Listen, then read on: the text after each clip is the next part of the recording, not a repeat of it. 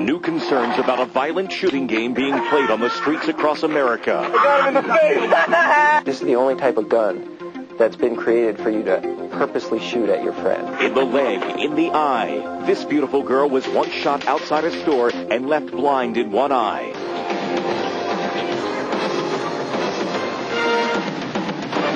Now, Inside Edition with Deborah Norville.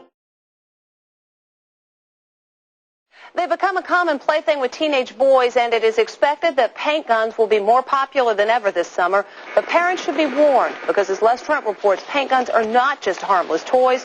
They can cause serious injuries. Paintball. It's a fast-paced live-action war game that paintball players say is the ultimate adrenaline rush.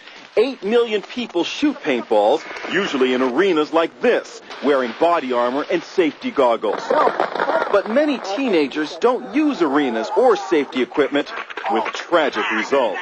This is the only type of gun that's been created for you to purposely shoot at your friend.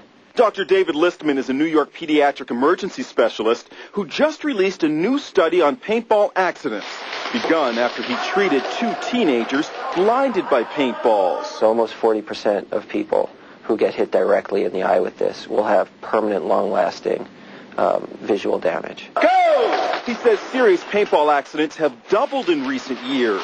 100 people every month are treated for eye injuries caused by paintballs. Injuries like ruptured eyeballs, detached retinas, cataracts, and scratched corneas. Part of the problem is the size of these balls. They're just small enough to fit between the bones that protect the eyeball. And when fired from a gun like this, they can travel as fast as 280 feet per second. Incredibly, 1.5 billion of these things are fired by paintball enthusiasts every year. Imagine what would have happened if this guy wasn't wearing goggles.